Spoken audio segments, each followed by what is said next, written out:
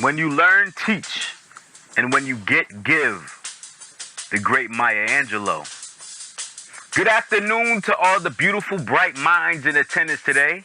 My name is Lamie Jimmeh. I was born in Newark, New Jersey and raised in East Orange, New Jersey. A child of two Liberians. You see, my parents taught me the importance of self-worth and the appreciation of Dr. King's contributions to society. But most importantly, they taught me to be non-complacent. But back to Dr. King, because he was such a powerful man that he moved an entire nation. He was a moral leader. He took his message directly to the people. He didn't alter his ways for a camera, but he stayed true to himself. He wasn't a celebrity, but a leader that the people could touch. Dr. King, he wore many hats. He was a father, a role model, an activist, a philosopher, a husband, a leader to the blind and a voice to the voiceless. Dr. King believes that as long as the mind is enslaved, the body can never be free. And unfortunately, I stand before you a firm believer that many of us are enslaved and don't even know it. You see, I think we're still waiting for Dr. King to magically arise from the dead and to finish the job, but, sorry to disappoint you all. The job is ours to finish. You see, Dr. King has instilled in us the fearlessness and the morality of leadership. He's also taught us to never be complacent because he was never a complacent man. He was beaten, still he marched. He was hosed down and hounded by dogs, still he marched. His home bombed, yet he marched. So what's our excuse? You see, Dr. King never turned his back on us, so why must we turn our backs on our communities, our future, and most importantly, our children? See, don't get me wrong, we've come far, but we haven't come far enough. Violence still plagues our urban cities. Even the stereotypical structural makeup of our cities are stagnating the minds of our youth. Establishments such as multiple liquor stores, 99-cent stores, chicken shacks, and candy stores, to name a few. But you see, my problem isn't with the businesses, but the owners. They never lived in our communities, nor do they look like you and I. So when that young male or female enter the store every morning, he or she links success to the owner rather than himself. Therefore, they don't see themselves as success, but simply typecast pawns of the entertainment industry. So we can't blame the television for raising a generation. We must blame ourselves because once we reach a certain level of success, we simply disappear.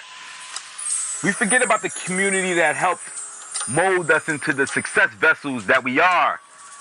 But we should come back with intentions of moving our communities forward.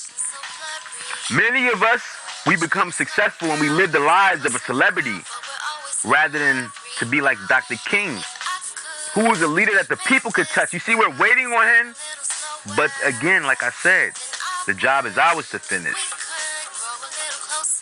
You see, luckily I gave up waiting on Dr. King to reappear, and I've taken matters into my own hands. You see, I'm a president of a fraternity where I hold my brothers to certain standards as we embark on our journey into manhood and serve our communities accordingly.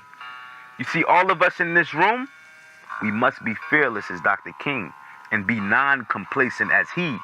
We can't forget where we've come from.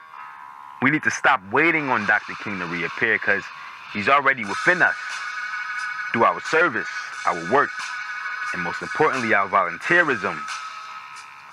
So don't be complacent and ask yourself, have you done all that you can do? Or are you still waiting for Dr. King to reappear? Because he's not. The job is ours to finish. Thank you.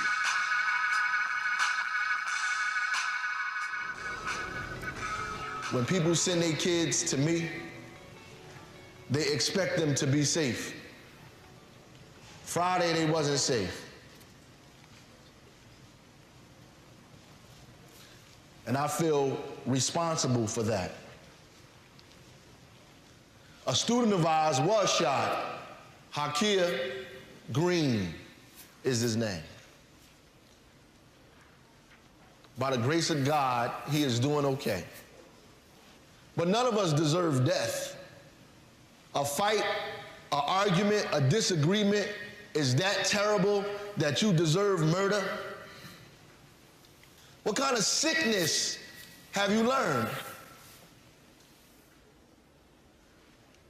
Now let me tell you the repercussions of all of this. Besides the fact that the football games was canceled, now you got Cranford High School, who we supposed to play because the game was canceled on Friday, today saying they don't want to come to Newark because Newark is not safe, so we got to try to go out there and play the game. So what, we can't have any home games now? That's not normal. This is not normal. I want you to know it's not normal.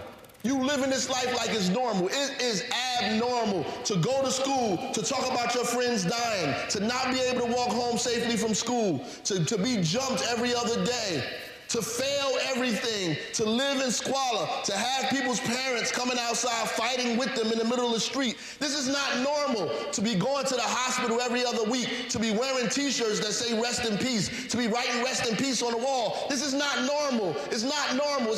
Nobody else's children do this. That's why Cranford don't want to play football in Newark. They're not coming down here because we acting like we damn crazy.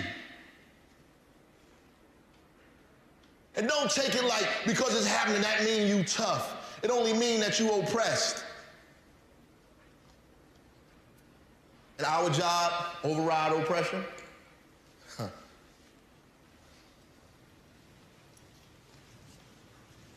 Moment of silence. Put your head down.